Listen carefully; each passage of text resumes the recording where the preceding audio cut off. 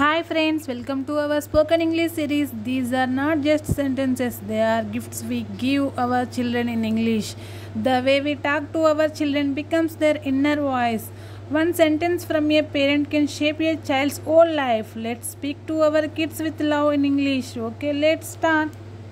Okay dear parent and చైల్డ్కి మధ్య జరిగే కొన్ని ఇంగ్లీష్ సెంటెన్సెస్లో ఫస్ట్ మనం ఎంకరేజింగ్ సెంటెన్సెస్ చూద్దాం. ఓకే, ఒక పేరెంట్ ఒక చైల్డ్కి ఎలాంటి ఎంకరేజింగ్ సెంటెన్సెస్ చెప్పొచ్చునో ఇంగ్లీష్లో చూద్దాం. ఫస్ట్ వన్, ఓడిపోవచ్చు కానీ ప్రయత్నం మానవద్దు. ఏదైనా చేసినప్పుడు ఓడిపోతే దానికి ప్రయత్నం మానవద్దు అని చెప్పాలనుకుంటుంది పేరెంట్. అది ఎలా చెప్పాలి ఇంగ్లీష్లో?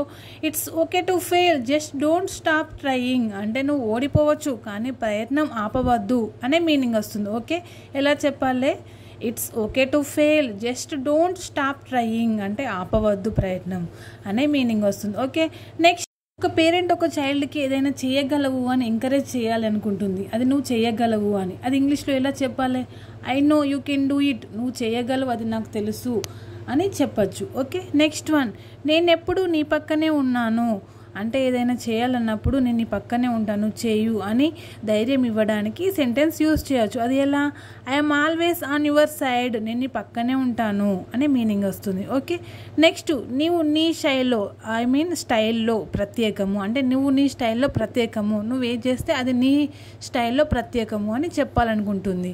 అది ఎలా చెప్పాలి? You are special in your own way, నువ్వు చేసే దానిలో నువ్వు స్పెషలు అనే మీనింగ్ వస్తుంది. ఓకే, నెక్స్ట్, డైలీ రొటీన్ లైఫ్లో ఎలాంటి ఇంగ్లీష్ సెంటెన్సెస్ యూజ్ చేస్తారు? ఒక పేరెంట్ ఒక చైల్డ్ మధ్యలో ఎలాంటి యూజ్ చేయాలో చూద్దాం. ఫస్ట్ వన్, రెడీ అవ్వు, బస్సు వస్తుంది. అంటే స్కూల్కి రెడీ అవ్వడానికి ఎలా చెప్పాలి? First one, get ready, the school bus is ready, school bus వచ్చింది, నువ్వు రెడీగా అనే మీనింగ్ వస్తుంది. Okay, next one, school bus వచ్చింది, బ్యాగ్ ప్యాక్ చేసుకో అని చెప్పడానికి అది ఎలా చెప్పాలి? ప్యాక్ యువర్ బ్యాగ్ ప్రాపర్లీ, నీ బ్యాగ్ కరెక్ట్గా ప్యాక్ చేసుకో, సర్దుకో అనే మీనింగ్ వస్తుంది. నెక్స్ట్, తినాలని చెప్పాలి, అది నెమ్మదిగా తిను, తొందరపడకు అది చెప్పాలి. ఇంగ్లీష్లో ఎలా చెప్పాలి? ఈట్ స్లోలీ, డోంట్ రష్, తొందరపడకు, నెమ్మదిగా తిను, eat slowly, don't rush. Okay, next one, నీ హోంవర్క్ అయిందా. అంటే స్కూల్కి వెళ్ళే ముందు నీ హోంవర్క్ అయిందా అని అడగాలనుకుంటుంది పేరెంట్. అది ఎలా? Did you finish your homework, నీ హోంవర్క్ కంప్లీట్ చేసుకున్నావా అనే మీనింగ్ వస్తుంది. నెక్స్ట్, నీ బొమ్మలు తిరిగి చోట్లో పెట్టు. అంటే ఏదైనా బొమ్మలు ఆడుకున్నప్పుడు మళ్ళీ అక్కడే సర్దు అని చెప్పాలి. అది ఇంగ్లీష్లో ఎలా చెప్పాలి? Keep your toys back in place, మళ్ళీ తిరిగి అదే ప్లేస్లో పెట్టు, ఎక్కడ పడితే అక్కడ పాడేయకు అనే మీనింగ్ వస్తుంది. ఓకే, నెక్స్ట్ వన్, కొన్ని లెర్నింగ్ అండ్ గ్రోత్ సెంటెన్సెస్ చూద్దాం. అది పేరెంట్ అండ్ చైల్డ్ మధ్య. ఫస్ట్ వన్, ఈరోజు ఏదైనా కొత్తగా నేర్చుకో అని చెప్పాలనుకుంటుంది. అది ఎలా చెప్పాలి? లెర్న్ సంథింగ్ న్యూ టుడే, ఈరోజు ఏదైనా కొత్తగా నేర్చుకో. నెక్స్ట్ వన్, ప్రాక్టీస్ చేస్తే నువ్వు మెరుగవుతావు, అంటే ఇంప్రూవ్ అవుతావు. ఓకే, దాని ఇంగ్లీష్లో ఎలా చెప్పాలి? ప్రాక్టీస్ మేక్స్ యూ బెటర్, నువ్వు ప్రాక్టీస్ చేస్తే ఇంప్రూవ్ అవుతావు అనే మీనింగ్ వస్తుంది. నెక్స్ట్, కాపీ చేయకు, నీ మెదడుతో ఆలోచించు. నీకు సొంతంగా ఆలోచించు. ఏదైనా చేయాలనుకున్నప్పుడు కాపీ చేయకు ఇతరులది. అది ఎలా చెప్పాలి? Don't copy, think on your own, నీ సొంతంగా ఆలోచించు. ఓకే, నెక్స్ట్ వన్, నీవు ట్రై చేస్తే అర్థమవుతుంది, నువ్వు ఏదైనా ప్రయత్నిస్తే అర్థమవుతుంది అని చెప్పాలనుకుంటుంది. అది ఎలా చెప్పాలి? If you try you will understand it, నువ్వు ట్రై చేస్తే నీకు అర్థమవుతుంది. Okay, next, discipline plus love, అది పేరెంట్ చైల్డ్ మధ్యలో ఎలా ఉంటుందో చూద్దాం. ఓకే, ఫస్ట్ వన్, అరవడం వల్ల ఉపయోగం లేదు, నెమ్మదిగా మాట్లాడు. ఏదైనా అరుస్తూ ఉంటే పిల్లలకి చెప్పాలి. అది ఇంగ్లీష్లో ఎలా చెప్పాలి? Shouting won't help, speaks Kamli, నువ్వు ఎందుకు అరుస్తున్నావు, నెమ్మదిగా మాట్లాడు, అరుస్తే ఉపయోగం లేదు అనే మీనింగ్ వస్తుంది. నెక్స్ట్ వన్, తప్పు చేస్తే క్షమాపణ చెప్పు. ఏదైనా మిస్టేక్ చేస్తే వాళ్ళకి సారీ చెప్పు అని చెప్పాలనుకుంటుంది. అది ఎలా చెప్పాలి? Say sorry when you do wrong, నువ్వు ఏదైనా మిస్టేక్ చేస్తే వానికి సారీ చెప్పడం నేర్చుకో అని చెప్పాలి.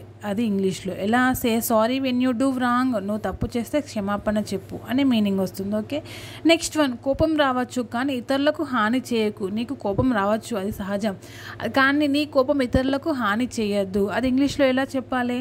It's okay to be angry but don't hurt others, అంటే ఇతరులను హర్ట్ చేయకు, నీకు కోపం వస్తే. ఓకే, ఎలా? It's okay to be angry but don't hurt others. Okay, next one, నాకు అబద్ధం చెప్పకు, నేను నిన్ను నమ్ముతున్నాను, నేను ఎప్పటికీ నువ్వు నిజం చెప్తావని నమ్ముతున్నాను, బట్ నువ్వు నాకు ఎప్పటికీ అబద్ధం చెప్పకు అని చెప్పాలనుకుంటుంది పేరెంట్. అది ఇంగ్లీష్లో ఎలా చెప్పాలి? Don't lie to me, I trust you, నేను ఎప్పటికీ నిన్ను నమ్ముతున్నాను, నాకు అబద్ధం చెప్పకు అనే మీనింగ్ వస్తుంది. ఓకే, నెక్స్ట్ వన్, నేను నిన్ను మందలించవచ్చు కానీ నీ పైన ఎప్పుడు నాకు ప్రేమ ఉంటుంది. నేను నీకు కోపడవచ్చు కానీ నీ మీద ప్రేమ లేదు అనుకోకు అని మీనింగ్ ఎలా ఇంగ్లీష్లో ఎలా చెప్పాలి? I may scold you but I will never stop loving you, నేను ఎప్పటికీ నిన్ను ప్రేమిస్తూనే ఉంటాను అనే మీనింగ్ వస్తుంది. ఎలా? I may scold you but I will never stop loving you. Okay, so dear parents, ఈరోజు సెంటెన్సెస్ చూసారు కదా. ఒక పేరెంట్ ఒక చైల్డ్ మధ్య daily use English sentences. So the way we speak to our children becomes the way they speak to themself. So let's choose our words with love, care and encouragement. Even a simple English sentence from a parent can build a child's confidence for a lifetime. So dear parents, practice these sentences every day. Teach with patience, speak with love in English. Don't forget to like, share with other parents and subscribe for more real life English with Telugu meanings. So okay, see you in the next episode. Thank you for watching. Okay, bye bye.